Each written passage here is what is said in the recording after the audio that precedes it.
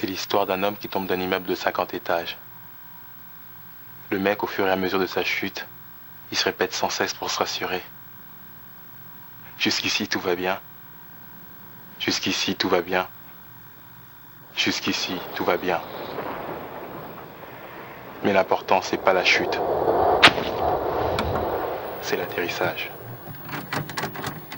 Rechuter dans ton addiction, que cela fasse 90 jours ou seulement 24 heures que tu es abstinent, est toujours aussi désagréable. Et en 12 ans d'addiction, j'ai connu non pas des centaines, mais plusieurs milliers de rechutes. Et si j'ai bien retenu une chose, c'est que ce n'est pas tant la rechute qui compte que ce que tu vas faire après. Et généralement, après une rechute, tu as 3 options. Soit tu vas te coucher parce qu'il est tard et que tu te lèves bientôt, soit tu essayes de travailler pour rattraper ton retard, soit tu vas te divertir grâce à YouTube ou Instagram pour oublier ce que tu viens de faire. Et c'est une terrible idée parce qu'en fait, si tu choisis une de ces 3 options, eh bien tu te condamnes quasiment à 99,9% à rechuter dans les jours qui suivent. Dans cette vidéo, je vais t'expliquer exactement ce que tu dois faire après une rechute. C'est un protocole que j'ai élaboré sur plus de 12 ans d'addiction et qui m'a permis, sinon pas à arrêter, mais au moins à grandement diminuer mon addiction. La première chose que tu dois faire dès que tu as rechuté, c'est d'écrire. Tu dois écrire ce qu'il vient de se passer, tu dois évacuer toute cette honte, tout ce ressentiment que tu as envers toi-même sur papier. Parce qu'en fait, l'erreur principale qu'on fait tous une fois qu'on a rechuté, c'est qu'on essaye de passer à autre chose, on essaye d'oublier.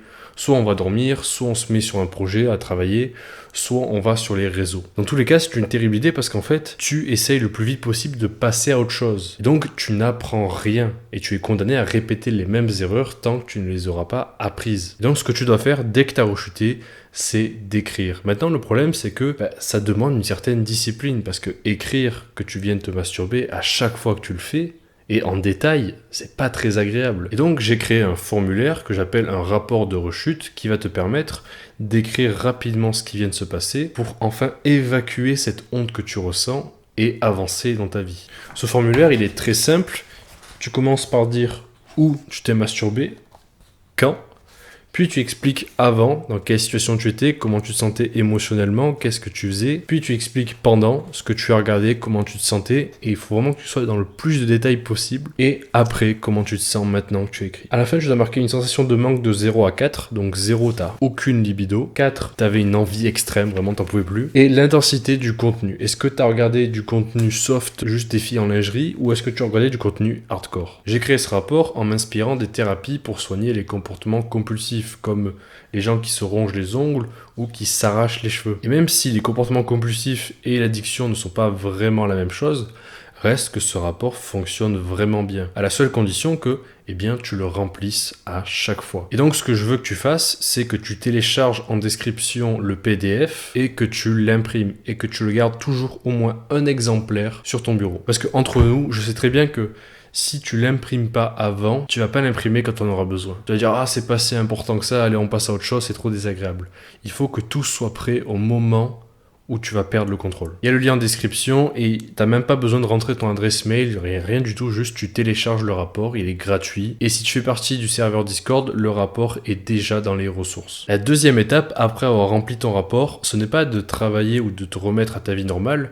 D'abord, tu dois sortir. Tu dois sortir, prendre l'air au moins 15 minutes, sans ton téléphone. Ce que ça va faire, c'est que ça va t'aérer le cerveau et te permettre de prendre un peu du recul sur ce qui s'est passé. Parce que la dernière chose que tu veux, après une rechute, c'est te remettre à fond dans ta vie. Parce que tu vas rien apprendre et crois-moi, dans les 3 jours qui vont suivre, tu vas rechuter encore et encore. Il faut prendre du recul. Parce qu'une rechute, ça reste quelque chose de grave. Parce que sur le moment, une rechute, c'est une rechute. Mais sur le long terme, ton addiction est faite de micro-rechutes. Et ces petites rechutes qui, à la longue, forment le monstre de l'addiction. Et donc, après avoir rempli ton rapport, tu dois sortir sans ton téléphone. La dernière étape, avant de recommencer à vivre ta vie normalement, je dirais, c'est de sociabiliser. Essaye de sortir avec un pote ou juste de discuter avec lui, au moins pour retrouver du lien social. Parce que ce qu'on a trouvé, c'est que l'addiction à la pornographie est un substitut notamment à ta vie sociale. Et je sais que ça peut paraître contre-intuitif parce que la dernière chose que tu veux faire quand t'as rechuté, c'est de voir des gens parce que t'es vraiment pas bien, mais c'est véritablement ce qu'il faut faire. Et si tu veux pas voir quelqu'un, essaye soit d'avoir un coup de téléphone avec un ami, soit d'envoyer un message pour savoir juste comment il va. T'es pas obligé de dire mec, j'ai rechuté. Mais si t'as vraiment pas d'amis, parce que j'ai été dans une situation où j'avais pas d'amis vraiment à qui parler, eh bien, j'ai un serveur Discord dévoué entièrement à l'addiction à la pornographie. Et sur ce serveur, il y a un salon qui s'appelle Équipier. Et dans ce salon, tu peux demander à avoir un partenaire d'addiction. Donc, tu cliques dans le lien en description pour rejoindre le serveur, tu vas dans le serveur, tu vas dans Équipier, et là, tu te présentes brièvement, tu dis voilà, je m'appelle un tel, j'ai tel âge, je fais telles études, je suis addict depuis tel nombre d'années, et après cela, tu attends que quelqu'un te réponde. Et à l'inverse, tu peux répondre à quelqu'un qui a déjà demandé un coéquipier. On est plus de 100 déjà sur ce serveur, alors tu trouveras forcément quelqu'un qui te ressemble pour être ton équipier. L'importance du lien social et de l'équipier précisément, c'est d'avoir une responsabilité, de prendre acte de ce qui s'est fait, parce que si tu restes dans ta bulle, dans ton coin, c'est très facile de t'inventer des excuses. Mais lorsque tu affrontes le regard de quelqu'un d'autre, lorsque tu dis à quelqu'un d'autre j'ai craqué, ben c'est pas la même chose, l'impact est beaucoup plus grand. Et avouer à quelqu'un que tu as rechuté, c'est assez désagréable, ce qui va faire que la prochaine fois que tu voudras aller sur un site pour adultes, tu vas y repenser à 2 fois, parce que tu vas te rappeler à quel point c'est désagréable. Tu vas associer ton addiction à quelque chose de désagréable. Parce que s'il y a bien une chose dont se nourrit ton addiction, c'est l'absence de conséquences, c'est le déni. Si tu rechutes à chaque fois, c'est parce que tu es dans le déni, c'est parce que tu as oublié les conséquences sur le long terme comme sur le court terme de ton addiction.